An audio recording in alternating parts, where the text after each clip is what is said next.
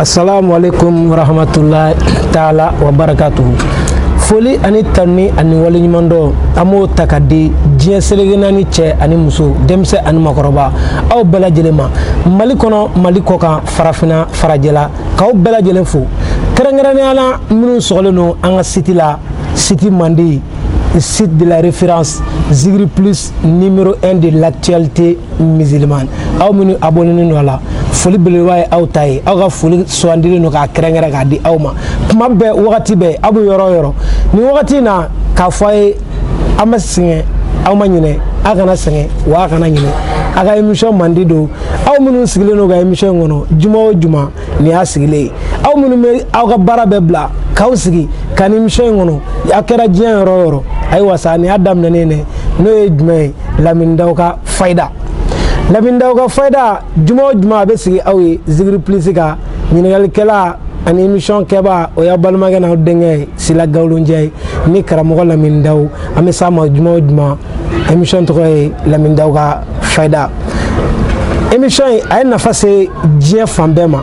Mali kɔnɔ Mali kɔkan farafina farajɛla an ye émission in nɔ caman ye o de kama ni émission in kuma sera dɔrɔn dɔw b'u ka baara bɛɛ dabila ten coyi ka sin ka u ka téléphone ta k'u connecté ko Lamini Dawu ka fayida heure sera Lamini Dawu salamu alaikum. Wa alaikum salam wa rahmatullahi ta'ala wa barakatuh.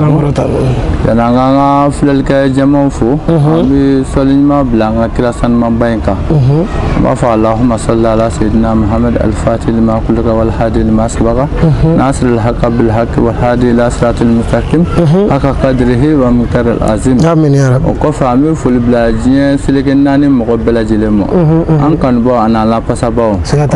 ko kuma fɔli ko tɔ dalama ye bi na an kɔni sigilen don an ka émission Mandi kan an bɛna bilasirali dɔ di mɔgɔw ma ka lɛrikan dɔ di mɔgɔw ma parce que adamaden diɲɛ fɛn o fɛn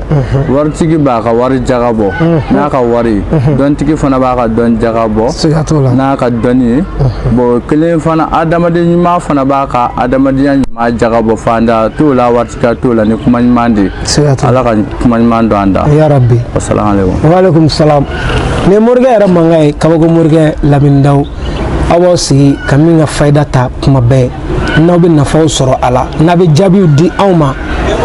morikɛ de sigilen filɛ nin Lamini Dawu kabako morikɛ dɔnni bangenen tigi ani dɔnni min ma bange o tigi parce que dɔnni ye fila ye dɔnni min sɛbɛnna min ma sɛbɛn dɔnni min ma sɛbɛn Ala y'o fanba di morikɛ min ma Lamini Dawu n'o ye dɔnni finman ye parce que ale ka dɔnni caman ye o fɛnw de suyala dɔnni kow de ye k'a fɔ ko mɔgɔ don subaya o ko tɛ dɛ k'e to i sigiyɔrɔ la e mana kɛ diɲɛ fan o fan k'i mago ɲɛ en tant que ji bɛ yen k'e mago dilan ji la Lamini Dawu e mana kɛ diɲɛ fan o fan en tant que bɛlɛkisɛ bɛ yen ka Lamini Dawu t'a nɔ la k'e mago dilan Lamini Dawu suya dɔnni tigi Lamini Dawu émission ye a ye nafa se mɔgɔ caman ma an yɛrɛ ye jaabiw ye an ye jaabi caman ye wa an ye preuve caman sɔrɔ fɛnɛ bi an bɛna baro mais baro tɛna janya bi n'Ala sɔnna parce que morikɛ sen bɛ kirike dɔ la a kan ka ci kunkurunin dɔ kɛ bi n'Ala sɔnna et puis jamaw fɛnɛ sigilen don k'a kɔnɔ bon bi ta tɛna janya a kɔni a y'a sogolen to morikɛ i n'a fɔ émission tɔgɔ b'a fɔ cogo min na Lamini Dawu ka fayida bon bi n bɛ fɛ i ka taa ni kirisi ye parce que an ye dɔ fɔ laturu kan émission tɛmɛnenw la an ye dɔ fɔ Ala tɔgɔw kan ani yiriw kan bi n bɛ fɛ an ka don kirisi kɔnɔna na n'Ala sɔnna ma an bɛ se ka bɔ ka dakuruɲɛ damadamani di kirisi kan o ye diɲɛ mɔgɔ bɛɛ mɔgɔ mɔgɔ i bɛ baara de la o i bɛ fɛn o fɛn na kirisi dɔ filɛ nin ye donso ka arafu de don arafu bɛ se ka mɔgɔ dilan mɔgɔ ɲinina bɛɛ ye Ala ka ni sababa ya rabbi. N'i bɔra sisan n'i bɛna bɔ i ka da de fɛ i b'i jɔ i b'a fɔ tu bisimilayi n'i ye cɛ ye siɲɛ 3 n'i ye muso ye kun i b'a fɔ tu bisimilayi siɲɛ 4 c'est à dire i bɛ taa yɔrɔ o yɔrɔ la ne taatɔ filɛ nin yɔrɔ in na ne ye sonsan ye yanni ne ka segin ne ka kɛ sogoba ye i jija i ka nin fɔ i ni Ala cɛ la siɲɛ 7 i k'a mun ɲɛ na a ka ca Ala fɛ i t'i bɔ ten k'i bɛ don ten siga kɔni t'o la o ye wulibali a ye minnu minɛ an ka donsobaw kɔ an kɔni ye kalanden fitininw ye o kɔfɛ kun n'i bɛ taa mɔgɔ ɲɛyɔrɔ la i b'a fɔ c'est à dire invitation ko ninnu place ɲini ninnu ni fɛn ninnu bon hali fangala ko b'o la Ala k'an kisi a juguman ma ya rabbi. i jɔ k'i tɛgɛ fila ja ala ye i b'a fɔ tu bisimila ye wara bilen yɛlɛla jiri kan a tɛgɛlankolon a dalankolon a bololankolon yan'a ka jigin a tɛgɛ fala a da fala a kɔnɔ fala i jija i ka nin fana kɛ siɲɛ 7 i k'a mun ɲɛna i mana kɛ diɲɛ fɛn o fɛn k'i bɛ to o yɔrɔ de la n'ala sɔnna ma n'i taara i ni hakilisigi ni basigi bɛ na i bɛ sɔrɔ ko min fana ɲini ala fɛ ala bɛ ko dɔ k'i ye i ma deli ka mun faamu siga kɔni t'o la n'ala ni kira sɔnna o faamuna Lamindaw an bɛ taa ni baro ye ɲɛfɛ dɔɔni hali bi an bɛ to kirisi kɔnɔna na i n'a fɔ i yɛrɛ ye faama ko min fɔ sisan mɔgɔ dɔ bɛ yen sisan misalila bin kɛra kan k'a minɛ k'a datugu kaso la Lamindaw bɛ se ka ko dɔ kɛ o tigiw ye o kuma bɛ a dama mais yan'an ka so ma fɔlɔ n bɛ fɛ i ka fayidanin dɔ di o kan kirisi la bon n'ala sɔnna ma o tɛ ku gɛlɛn faama ko fan o fan ni a b'i ka yanni ka taa yanni ka taa bon an bɛna ko dɔ kɛ mun yɛrɛ parce que kilisi dɔw a ka suma parce que bamanan bɛ marali de kɛ marali bɛɛ t'i b'a fɔ juguman bon n b'a fɔ kɔfɛ mɔgɔw nka i mana kɛ kɔfɛ cogo cogo i ka mɔgɔ bi yan bɛɛ kan ka bɔgɔ biriki mangani dɔ bili i ka so bɔgɔ biriki t'i mara k'a ja ko don a tɛ maga k'a goya ko don i ka mɔgɔ de wele fanga la ko fan o fan na i y'a faamu bɔgɔ biriki nin ta sisan i y'a faamu i ka masa Solomana a den 3 ci bɔgɔ biriki in kan i b'a saraka ni saraka ɲuman jumɛn de ye c'est à dire nin kuma mun filɛ nin ye n'a bɛ sen na c'est à dire biriki ma se ka jɔ biriki ma se ka bali yɛrɛkɛli la nin kuma in ka yɛrɛkɛ k'a ban pewu dusukun ani kɛwale la o saraka d'a kan i k'i jɔ yɔrɔ dɔ la i k'a fili k'a bin sira camancɛ la a ka yɛrɛkɛ a fɔ a tigi ɲɛna k'a fɔ ko ka t'e sigi i bɛ taa ka n'a min siga kɔni t'o la Allahu akbar siga kɔni t'o la parce que n kɔntalen don o de bɛ n bila nin kuma na n'o n'a ka di n ye n b'a fɔ ni mɔgɔ in wele a ko kama n b'o kɛ nin tile filɛ diɲɛ maa bɛɛ mɔ fɛn min ka di ne ye dɔrɔn ni mun fɔla e k'a kɔrɔbɔ i ka tiɲɛ fɔ komi waati t'an labɔ n'o tɛ n'i ye telefɔni bila sisan émission tɛ se ka kɛ nka adamaden n'i bɛ kuma dɔrɔn kuma ni ala cɛ la a sigilen don adamadenw de lafiyali kama an m'a dabɔ waso kama an m'a dabɔ yaada kama dɔnni ala ka di ma de n'a dil'i ma i ka mɔgɔ mago ɲɛ n'a hakili sigi i ka mɔgɔ mago ɲɛ ni bonya ye i ka mɔgɔ fana ɲɛni hinɛ ala b'o de ɲini na n'ala sɔnna ma an ka dɔnni ko in a sigilen don o de kan parce que suya kɔnɔ an bɛ fɛn caman kɛ a bɛ mɔgɔ dabaliban ko tɛ parce que ala ye fɛn fɛn da tulo bɛ don fɛn fɛn la i b'a sɔrɔ ala y'a kɛbaa di nka ni n'a kɛbaa de ma kɛɲɛ e bɛ kuma bɛɛ langari i y'a faamu bon toujours an ka ko caman kɔnɔ ni nin kuma fɔli ɲɛna n balimakɛ nka n'i k'i sigi k'a fɔ ko ziri YouTube kumaw ka ca Facebook kumaw ka ca bɛɛ t'i b'a fɔ bɛɛ e ka ala minɛ e ka gɛrɛbukɛ yɛrɛ wele e k'a kɔrɔbɔ ta voilà n'i y'a kɔrɔbɔ ni tiɲɛ bɛ dɔnni na ni tiɲɛ tɛ dɔnni e n'o dɔn i bɛn'a dɔn quoi ala sɔnna a ma parce que sisan Lamindaw i ye min fɔ o ye yanni ka taa voilà yanni ka taa fangaso la mais ne ka min ma mɔgɔ min minɛna k'a datugu ka ban c'est à dire mɔgɔ min datugura kaso la quoi bon ni datugula bon yamaruyali de bɛ kɛ dɔrɔn i k'i tɔgɔ fɔ mun datugulen don o tɔgɔ fɔ ɲɛna dɔrɔn bon komi ko sɛfan tɛ tɔnɔ fila ɲɛ bon o tɛ Lamindaw ka sɛfan sannen siga kɔni t'o la Lamindaw ka sɛfan tɔnɔ fila b'a la ayi tɔnɔ fila b'o la est-ce que an bɛ sɛfan bari ye n'i ka mɔgɔ bɛ yen mun bɛ se k'a ji min n'o tɛ yen Lamindaw yɛrɛ b'a min n'ala sɔnna a ma i ka mɔgɔ min bɛ kaso la dɔw bɛ da i ye a bɛ bɔ siga kɔni t'a la Allahu akbar a bɛ dibi mun kɔnɔ ala bɛ dibi fara ala ni kira sɔnna a ma parce que dumunifɛn di ninnu an y'o dabila an ka baaraw kɔnɔ n t'ale o kilisiw bɛ yen an b'a kɛ ji la k'a d'i ma a fufu dumuni dɔ ka dɔrɔn mun donnen don kaso la ne ani mɔgɔ bɛ yen mun bɛ ba la dumuni dɔ don mɛ ka taa di kasoladen ma bi la a bɛna fara a kan n'o tɛ balo la a d'a ba mɔ bon n'o si tɛ kun yɔrɔ b'a la mun ni si tɛ kelen parce que dɔnni kɔnɔ foyi tɛ mun tɛ se ka kɛ n'i tɛ mun dɔn dɔrɔn a fɔ i tɛ nin dɔn ala ka nin sababa ni problème bɛ mɔgɔ minnu da la an minnu ka mɔgɔ bɛ kaso la ni bin kɛra minnu kan i bɛ se ka morikɛ wele i mana kɛ fan o fan n'i bɛ Mali kɔ kan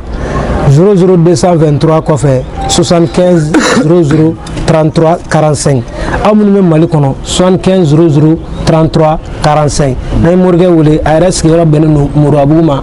Murabugu mairie yɛrɛ i bɛ to mairie yɛrɛ la ni ɲɛ cigana kɔrɔn fan fɛ dɔrɔn i bɛ tile fo Lamindaw ka du kɔnɔ n'a y'i diya i bɛ se k'i to mairie da la i bɛ morikɛ wele o tɛ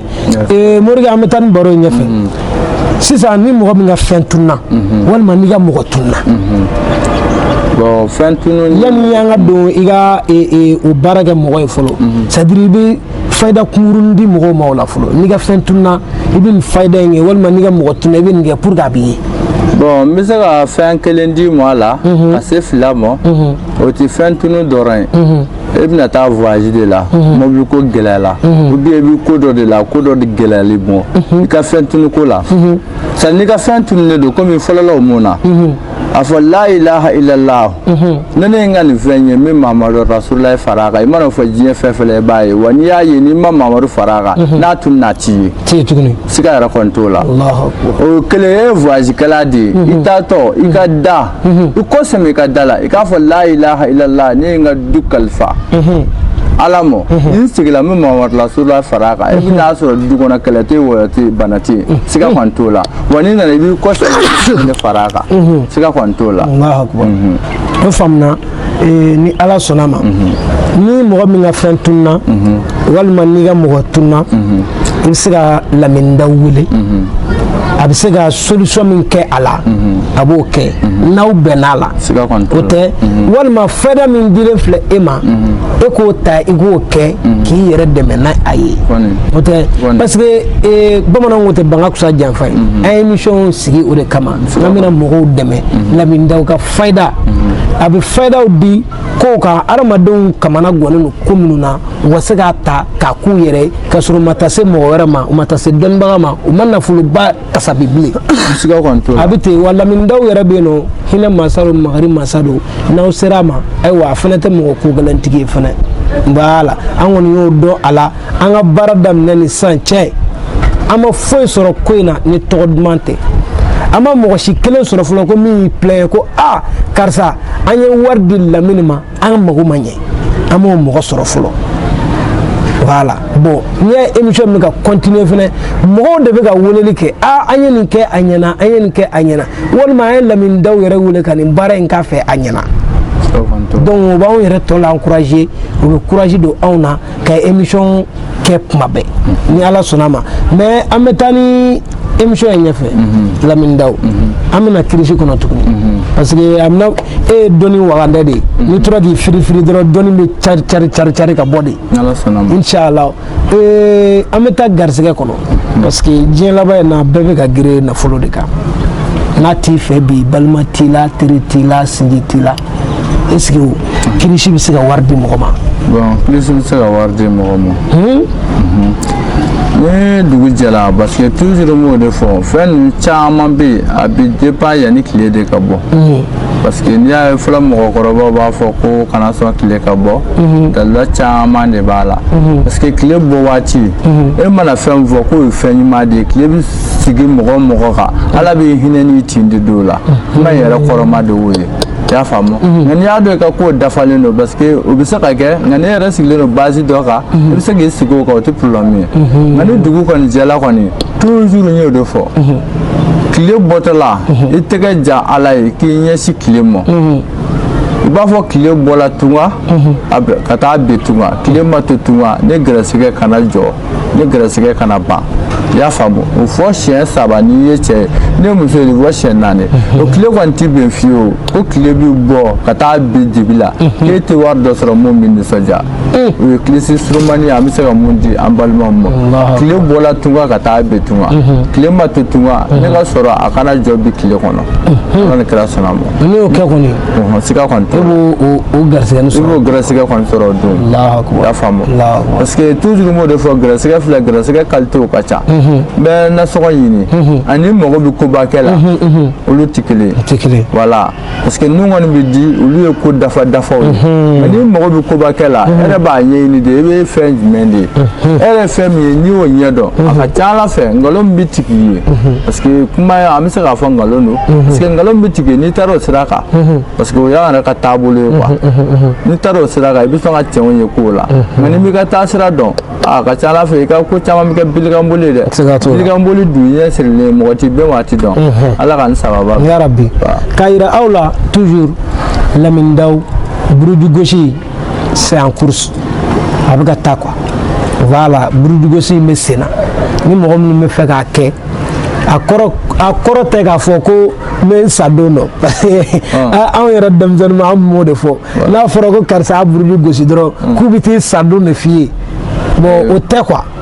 en général voilà et Lamine Dawu ye a expliqué an ye émission tɛmɛnenw la an ye faamuyali caman sɔrɔ a la n ma fili dɔw y'a kɛ nɔ ouais mɔgɔ caman y'a kɛ dɔw yɛrɛ ko ko ni o y'a sɔrɔ olu bɛ Mali la ou bien olu terikɛ dɔ de y'o ci ne ma ko b'a fɔ ko terikɛw ka kuma fɔ n k'o tɛ n ko dɔnni ye kelen dɔrɔn de ye i y'a faamu parce que buruju gosi in bɛ dabɔ mun kama e yɛrɛ fɛn min ye n'i y'a dɔn dɔrɔn i bɛ lafiya o i y'a faamu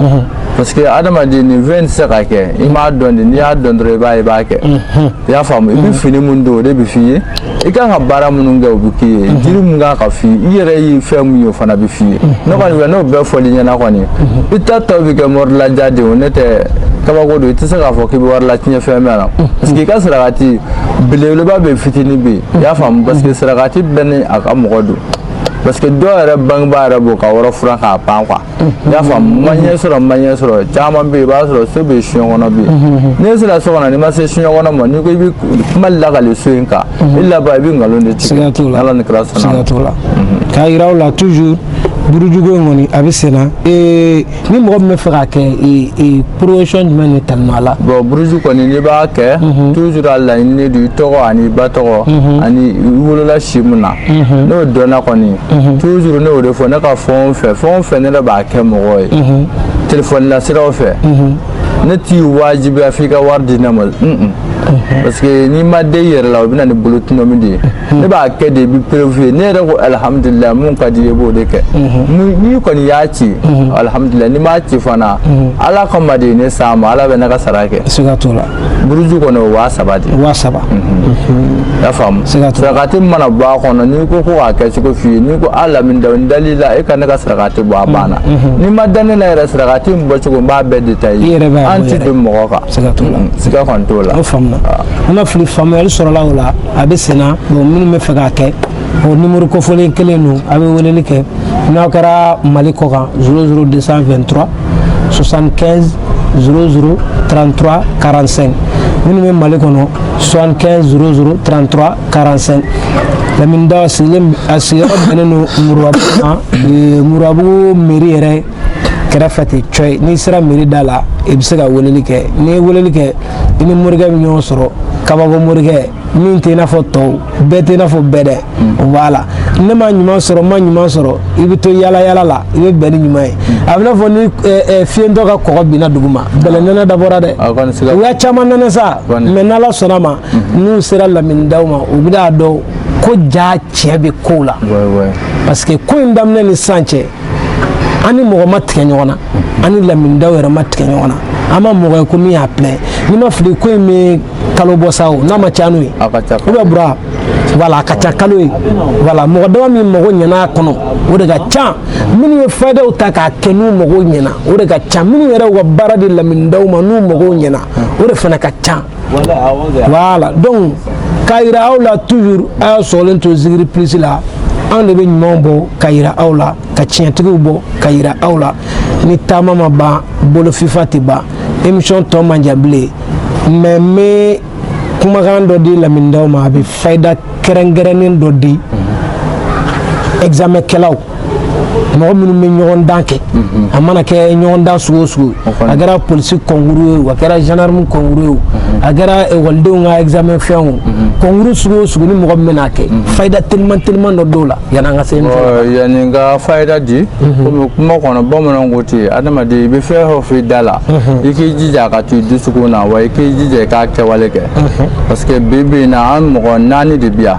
ne yɛrɛ ka zikiridala man di n'o ye Mamutu ye ka fara e yɛrɛ silancɛ ye kan an'an ka kameramani n'ale kelen don sababu ye ɲɛnatigɛ mɔgɔ bɛɛ bɛ la ka hɛrɛ sɔrɔ ka fara ne yɛrɛ Lamine Dawu kan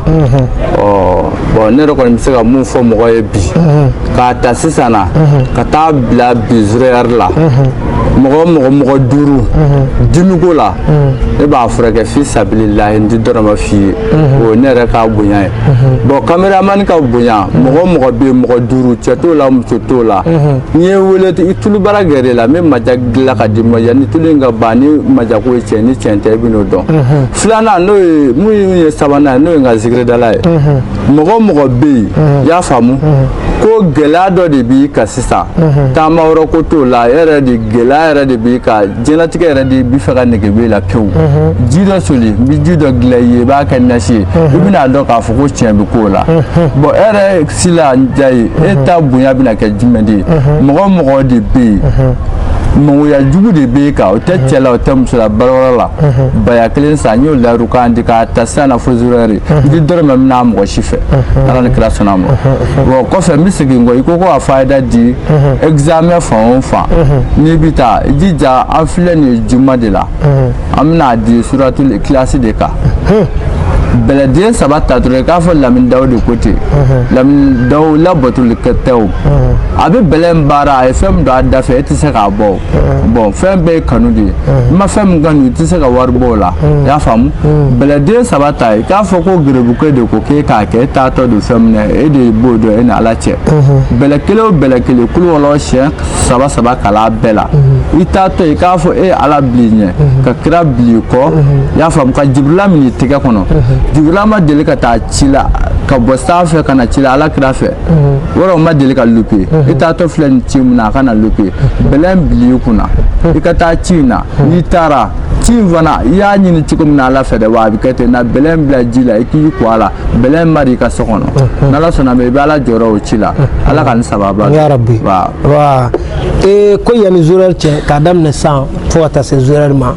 a da sera fɛn damadɔ min ma mɔgɔ minnu mago b'olu la i bɛ weleli kɛ dɔrɔn Lamini Dawu ka numéro la a ma se k'i ka wuli ka na weleli kɛ dɔrɔn n'i ye weleli kɛ dɔrɔn a bɛ dilan k'i to yen sigiyɔrɔ la weleli bɛ kɛ numéro jumɛn na 75 00 33 45 n'i ye weleli kɛ o la yanni zuriyɛri cɛ mais ni zuriyɛri sera dɔrɔn o y'a bannen dɛ voilà ko a bɛɛ bɛ segin a nɔ la o tɛ yan voilà bon ni fɛn min daminɛna diyagoya o bɛ ban fɛn min tɛ ban o ye ala ka masaya ye bi ye juma ye an bɛ dugawu kɛ ya rabbi ala ka juma hɛrɛ d'an ma an ka fɔ aw ye ko assalamu alaikum wa rahmatulahi taala wa barakatuhu ala k'an bɛn juma wɛrɛ